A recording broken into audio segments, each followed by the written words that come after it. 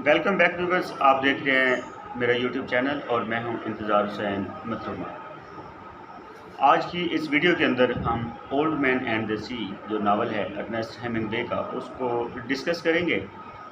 इससे पहले भी ओल्ड मैन एंड द सी पे रिलेटेड कोई 8-10 वीडियोस मेरे चैनल के ऊपर मौजूद हैं जिसमें एमसीक्यूज़ मोस्टली में एमसीक्यूज़ डिस्कस किए गए हैं। तो अगर आप ने ये जो नावल है, अगर ये नावल आपके सिलेबस में इंक्लूड है तो आप इसकी प्रेपरेशन के लिए मेरे चैनल की जो बाकी वीडियोस हैं उनको भी देख सकते हैं। तो आज की वीडियो में हम इसको डिस्कस करेंगे कंसाइजली। इसमें हम इसके करैक्टर को देखेंगे कि इसमें कौन कौन से करैक्टर्स हैं। इसमें हम इसका इंट्रोडक्शन देखेंगे और इसके अंदर हम इसकी शॉर्ट समरी देखेंगे। अगर आप ये वीडियो मुकम्मल तौर पर देखते हैं तो आपको इस नावल की जो बेसिक चीज़ें हैं जो कि आपको स्टोरी को अंडरस्टैंड करने में भी हेल्पफुल साबित होंगी और साथ ही साथ आपको एमसीक्यूज़ का जो पेपर है वो सॉल्व करने में भी हेल्प आउट करेंगी। तो देखते हैं। तो इसका जो नेम है the old man and the sea. तो ये नावल बेसिकली अर्नेस्ट हेमिंग्वे ने लिखा है। तो इस नावल में जो इंसान की स्ट्रगल है, जो इंसान की एफ़र्ट है, जो इंसान की कोशिश है, डिटर्मिनेशन है, उसको दिखाया गया है कि अगर इंसान जो है वो डिटरमिन्ड हो, वो एफ़र्ट करने वाला हो, तो वो उसकी जो सक्सेस है वो श्योरली होती है, वो लाज़मी तौर पे होती है। हाँ, उसमें टाइम लग सकता है, उसकी सक्सेस डिले हो सकती है, लेकिन उसकी सक्सेस को कोई रोक नहीं सकता, वो लाज़मी होती है, मस्ट होती है। अगर वो चीज़ उसकी लक में है, किस्मत में है, तो वो उसको लाज़मी तौर पर मिल जाती है। तो इसके अगर हम करैक्टर्स की बात करें तो इसके जो पॉपुलर करैक्टर्स हैं उनमें संटियागो है, उसके अलावा मैनोलिन है, मार्लिन है और डी मैगियो है, जो डी मैगियो।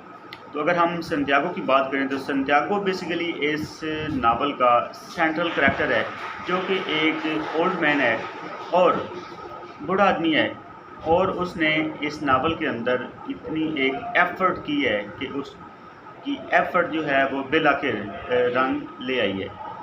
वो उसके सामने कई मसाइल थे, कई मुसीबतें थी, कई प्रॉब्लम्स थे, लेकिन उसने किसी भी चीज़ को अपनी कामयाबी के आगे आने नहीं दिया। डिटरमिन्ड रहा है। उसके बाद जो अगला हमारे पास करैक्टर है मैनोलिन। मैनोलिन बेसिकली एक बच्चा है, यंग है और वो बी फिशरमैन है और उसका जो शिकार के लिए वो ओल्ड मैन एंड के साथ जाता था। ओल्ड मैन से मुराद संटियागो के साथ ही जाया करता था, लेकिन संटियागो जो है इसको काफ़ी दिनों तक फ़िश जो है वो नहीं मिली। काफ़ी दिनों से मुराद ये है कि 84 डेज़, ये भी एक ऑब्जेक्टिव का एमसीक्यू है।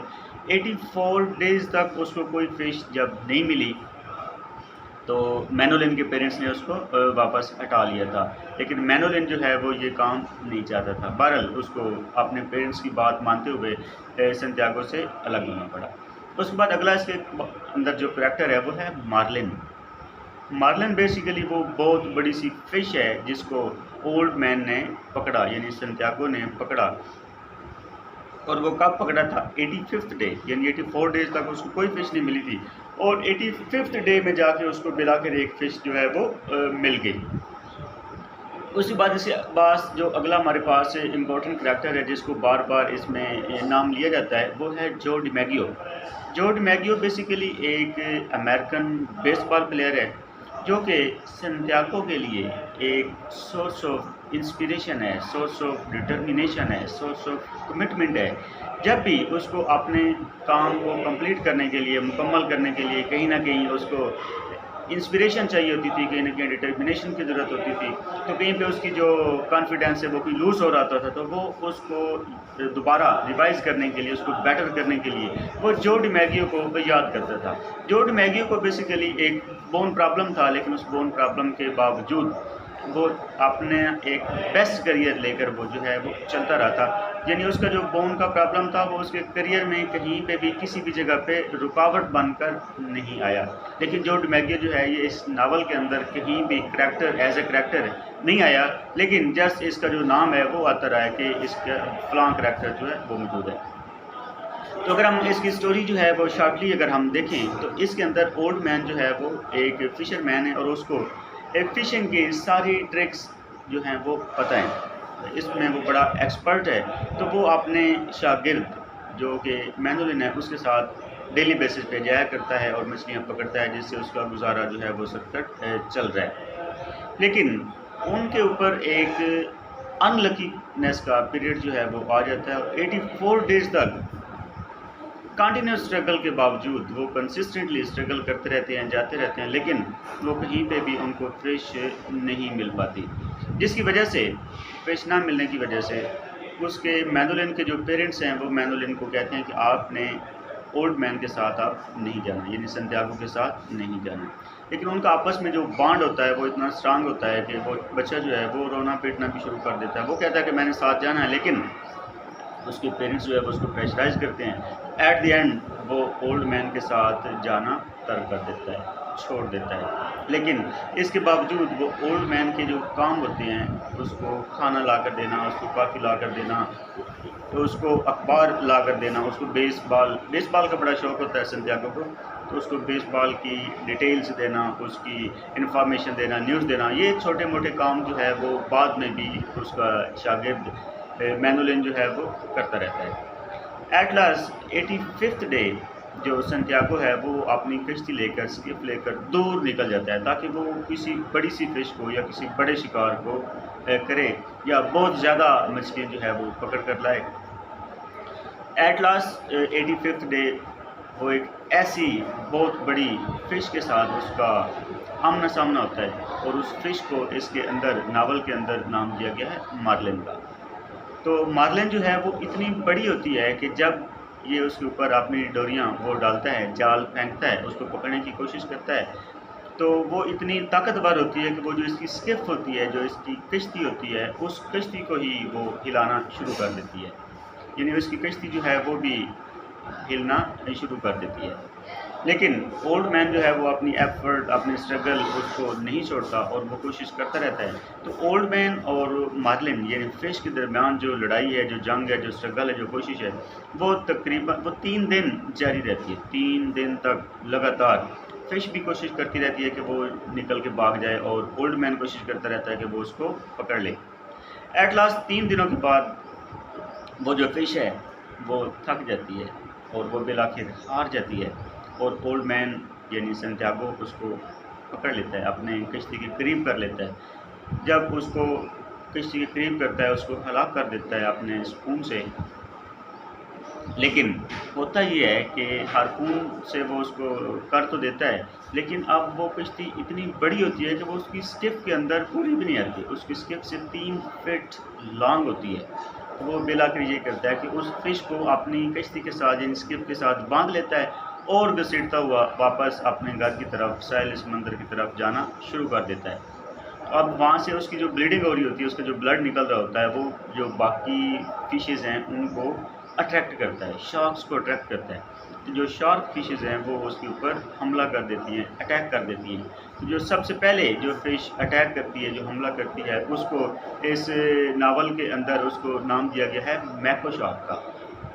वो सबसे पहले हमला करती है, अटैक करती है। उसके बाद शार्क्स जो हैं वो उनकी काउंटलेस तादाद जो है वो हमला कर देती है और ये उसका मुकाबला करता है, लेकिन उस मुकाबले में ही ये अपना हार्पून भी खो बैठता है और वो जो शार्क्स हैं वो उस बड़ी मार्लिन का सारा गोश्त खा जाती है और पीछे कोई गोश्त जो है वो नहीं बचता और ओल्ड मैन उस बड़ी मार्लिन का जो ढांचा है, जो स्केलेटन है, उसको लेता हुआ, उसको करता हुआ वापस जो है वो साहिल समंदर तक चला जाता है।